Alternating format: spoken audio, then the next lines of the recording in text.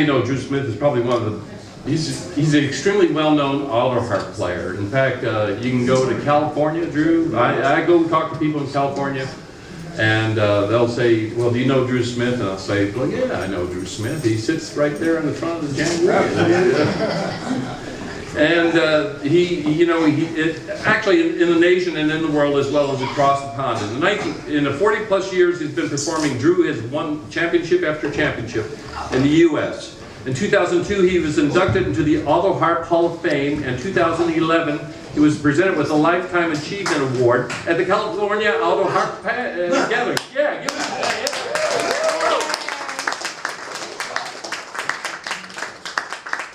Now, Drew, this is an interesting. Drew first picked up the auto harp in 1967, which a lot of people here weren't born in 1967, right?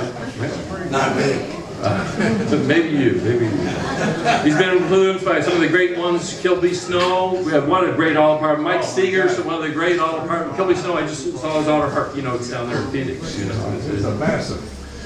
Now, for 27 years, Drew performed with Roger Sprung and the Progressive Bluegrassers. One of the great names in bluegrass people have ever heard of Roger Sprung. What a character and what an amazing banjo picker. He's played at Lincoln Center, Philadelphia Folk Festival. He's participated in the Sore Fingers Festival in England.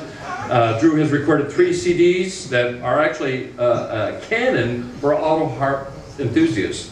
Now that's auto harp, the art of the auto harp, and having a ball with the triple star auto harp.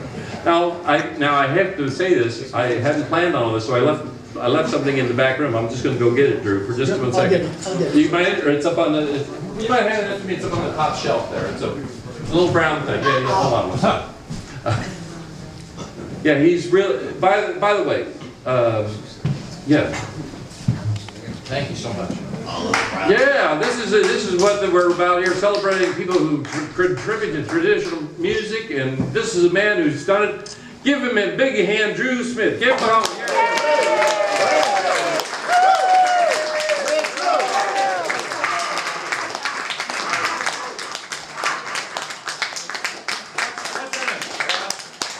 This year we couldn't afford any moonshine. I'm sorry. I'm very sorry. I'll make sure I'll put it to good use.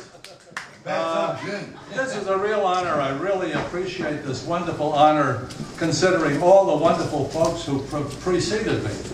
And I'm sorry to hear of all the people who have passed recently.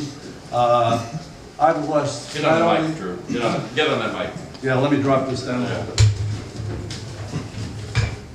I've lost so many good friends. It's a shame, because now I was born in 1928. And I didn't start playing music until I was 40 years old, and I learned to play by ear. And so I've picked up, started with guitar, and then I finally got an auto harp. 2 years after I started the guitar, I found I could play a lot more music on the auto harp. And I can remember the first song I ever learned to play. And I said, oh my gosh, I'm playing melody on the auto harp.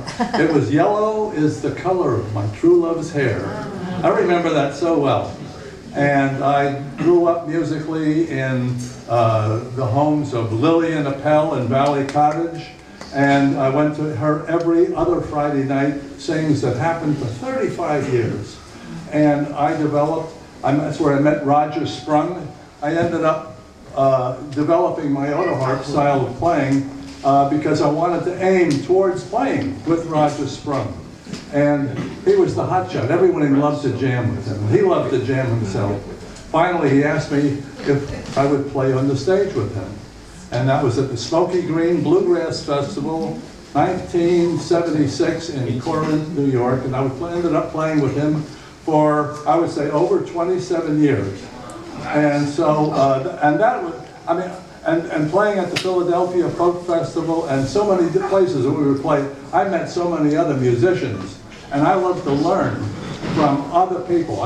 If I like their music, I'll try to play it. So I figure that the auto harp should have no limitations. Actually, no instrument should have any limitations. But that's how I consider the auto harp should be able to play the things that I would like to play. And so I've developed a lot of different ways to play it. But I aimed at playing with Roger Sprung, and I ended up doing a thumb lead so I could play the fiddle tunes and so forth. And it was just a wonderful experience. And that's brought me all the way up to here. I would sit in the front seat every time I'm at the Jamboree, and I don't want to miss it. I don't want to miss a lick of the performance up here because it's all damn good. I just want to get a photograph with you, Drew, because we're just going to publish. Let me hold this up.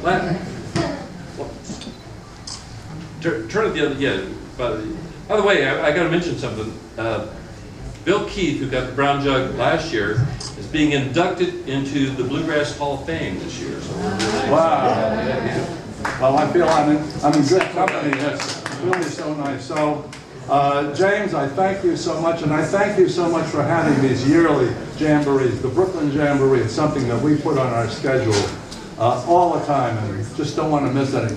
Anyway, I hope you're all having as good a time here as I am.